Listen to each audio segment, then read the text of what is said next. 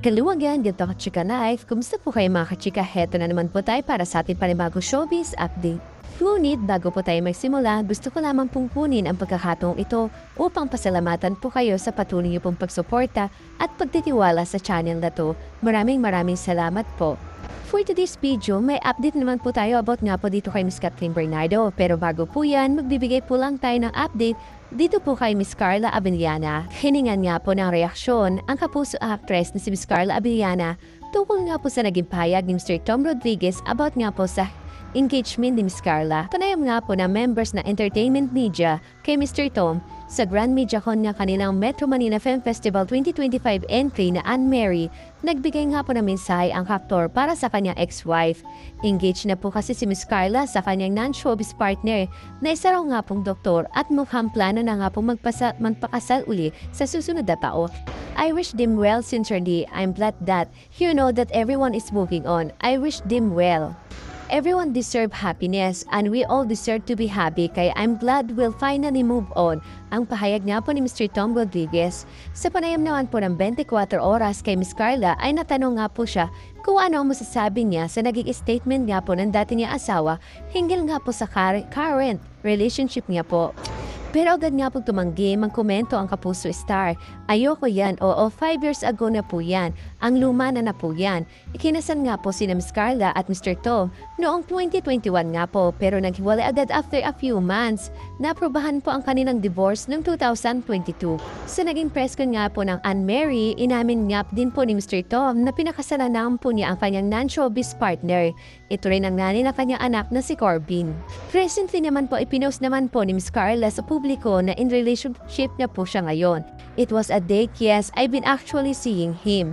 Kita niyo naman po, nakakadalawang post na po ako, di ba? Para may pa-soft lunch po, pero matagal ko na po siyang kilala. Aniya pa nga po na actress. Mantala, nagulat naman po ang Pinoy Big Brother Celebrity Collab Edition 2.0 housemate sa bagong batas na pinatupad nga po sa loob ng bahay ni Kuya. Biglang ipinag-utos nga po ni Big Brother na maghiwa-hiwalay ang mga lalaki at babaeng housemate pero walang ibinigay na dahilan kung bakit kailangan na lang gawin yon. Sa episode nga po ng PBB Celebrity Collab Edition 2.0 last Monday, December 8, 2025, inutusan nga po ni Kuya ang mga housemate na pumasok sa kanilang silid, sakay pinababa ang bago niya kautusan.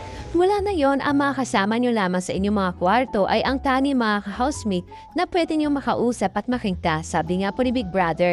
Dugtong pa nga po niya sa kanyang mensahe, ibig sabihin ipinagbabawal ko na kayo na makausap at makita ang mga tao na nasa kabilang kwarto mula ngayon hanggang sa oras na itatakda. Mula nga po sa sandaling ito, pinaghihiwalay ko ang mga lalaki at mga babae, aniya pa nga po niya. Ikinagulat syempre ng mga housemate ang bagong patakaran sa loob nga po ni Big Brother House. Reaction nga po ng kapuso housemate na si Princess Aliyah, syempre may mamimiss ako doon. Say naman po ni Fred Moser, naisip po agad Kuya si Princess, nalungkot ako Kuya. Kasunod nito, pinalabas na ni Kuya ang mga kapuso at kapamilya housemate sa kanilang kwarto. Inutusan ang mga housemate na magtungo nga sa living room habang sa swimming pool naman pinapunta ang mga female housemates. Sa isang episode nga po ng PBB, nasabi ni kapamilya housemate Carmel Colado kay former celebrity housemate Shubi Estrada na parang naaalarma sila sa hirit na grain jokes ng ilang male housemates. Hindi naman po siya tampo, it's like a concern po kasi not all the people here inside the house hindi magigets ang mga jokes nila, ang sabi nga po ni Carmen. Samantala, dumako naman po tayo sa update natin about nga po dito kay Miss Kathleen Bernardo. Hindi pa nga po umi-ere ang bagong teleserye ni na Miss Kathleen Bernardo at Mr. James Reid ay may mga request na agad ang mga fans at casual na online word. Hirit nga po nina, tutan may serya na daw po si Miss Kathleen Bernardo at Mr. James Reid. Sana naman daw yung naudlot na movie ng Katniel na ididirect din po sana ni Miss Cathy Garcia Sampana na After Forever ay kay Mr. Joshua Garcia na lang daw po ibigay. Nakatagpa ang Kapamilya Film Production at si Direk Cathy Sampana sa pag-ship nga po ito ng mga fans. Hindi nga ito natuloy dahil nga po sa shutdown ng ABS-CBN at pandemic pa. Kung matatandaan niyo po ay pinag-uusapan po ang role ni Mr. Joshua Garcia sa pelikula nila ni Maricel Soriano ay dapat daw po ay kay Mr. Daniel talaga po yon. Totoo kaya ang isyong tinanggihan niyo ni Mr. Daniel Padilla kaya napunta ito kay Mr. Joshua Garcia? At totoo kaya ang issue na si Mr. Joshua Garcia talaga ang tagasalo sa mga tinatanggihang proyekto ng kaibigang aktor? Pero sakaling i-offer nga po kay Mr. Joshua Garcia ang After Forever, tanggapin kaya ito? Samantala, dumako naman po tayo sa pinakahuli natin showbiz update. Mas gusto nga po ni Miss Angelica Panganiban ang maging box office ang kanyang comeback movie na Anne-Marie kaysa manalong Best Actress.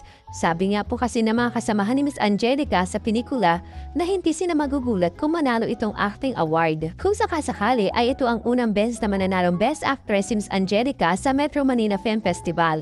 Kaya tinanong nga po siya ng entertainment press sa Grand Media Con nga po ng Anne-Marie kung sa tingin niya ay pang Best Actress ang kanyang role sa pelikula.